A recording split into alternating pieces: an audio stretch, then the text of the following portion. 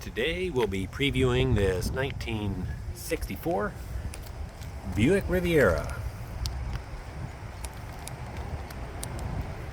This particular example finished in white over blue. One of my favorite body styles, probably yours too. 63 and 64, cosmetically and aesthetically from the outside, are pretty much the same. One of the telltale signs is the stand-up R on the hood for the 64s, and they started using the R in the Riviera, as you see on the fender badge here. 15-inch white wall tires with spinner wire hubcaps. We'll walk around and take in the beauty of this car. This particular car came to us in a collection of 3 1964s. This is the first one that we have prepared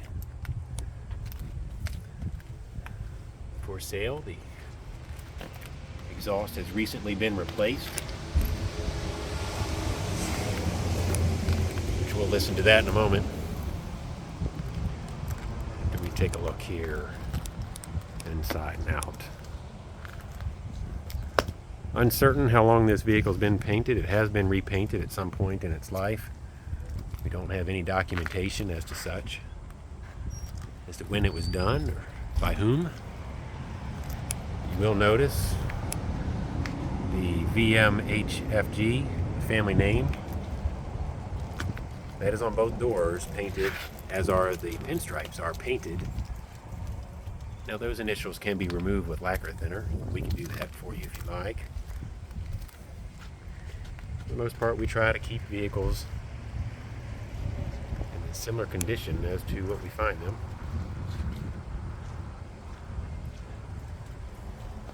And making sure that they're mechanically sound and represented accurately.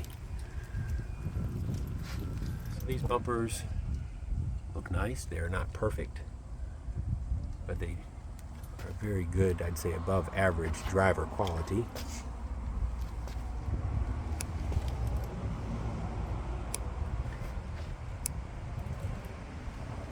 See the taillight bezels here.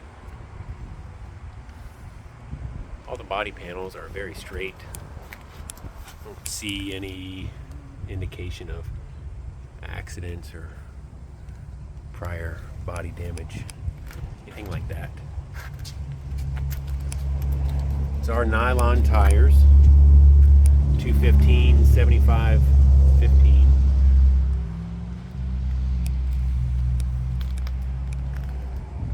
Now there are 2 mentionable areas in the paint, and difficult to see, but there's a little rash right there and right here. And difficult to see, I do want to make sure. And then the third area is right here, and it's not soft, it's hard, I don't know, but it's been that way. And our idea is for full transparency for our buyers all over the country.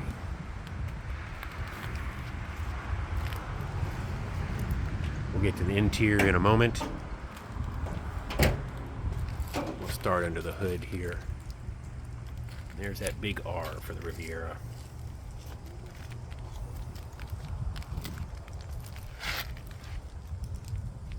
Again, you can see how nice and straight the body is.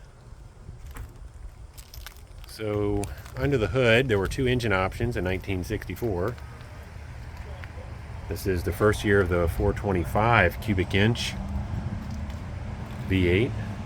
The 465, the Wildcat 465 is actually the foot-pounds of torque. So you've got 340 horsepower, but 465 foot-pounds of torque. And after driving it, you'll see exactly what they mean by all that torque.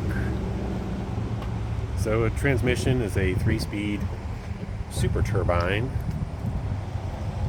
automatic. You'll notice here power steering reservoir, and then also power assisted brakes as well. I'm going to fire it up and see how she sounds.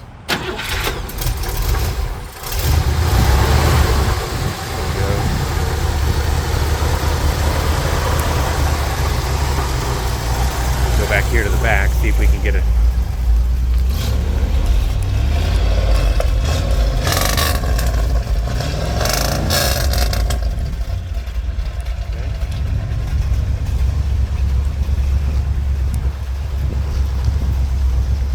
It is new exhaust from the manifolds back. Excuse me, the manifolds are stock. The pipes have been replaced along with the mufflers. So 39,000 miles showing on the odometer. Cannot verify one way or the other as to mileage being accurate or not. I would assume at least once over.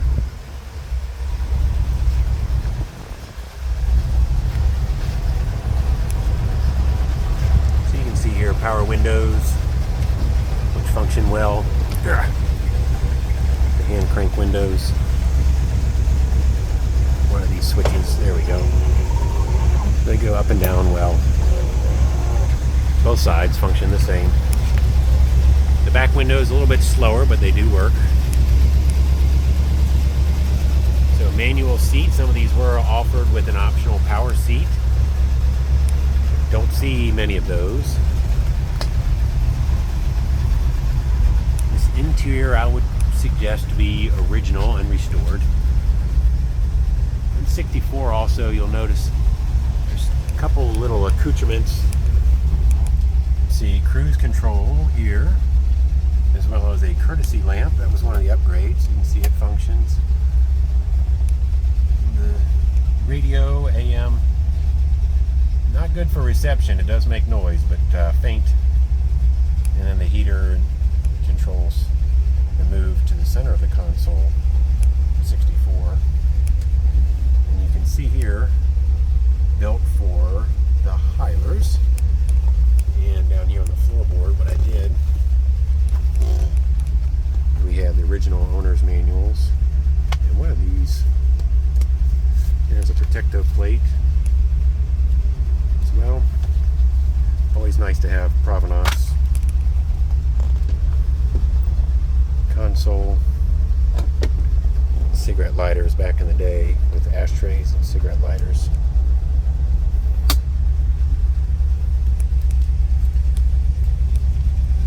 So everything seems to function well. These are dummy lights on the dash for the oil, temperature, and charging system. The fuel gauge functions. The clock does not. The horn does, and obviously tilt wheel that you can see here.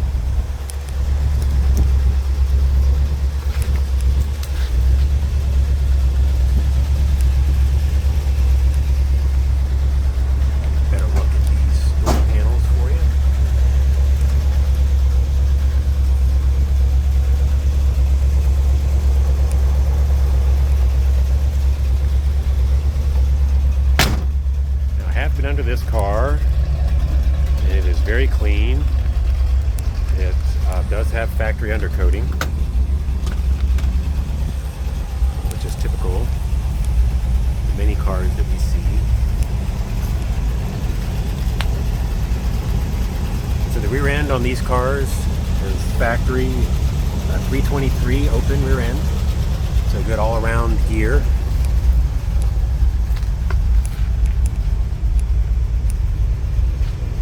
20-gallon gas tank, so that way you can take your time on your road trip.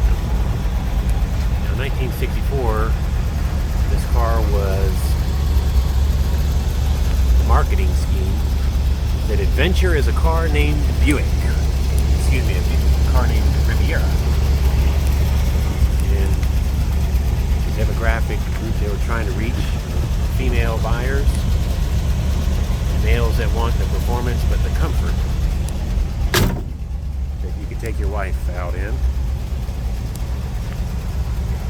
So I hope you enjoyed our walk around video of this gorgeous 1964 Riviera, and this will be the first of 3 that we'll be offering here at Autoworld of Conway.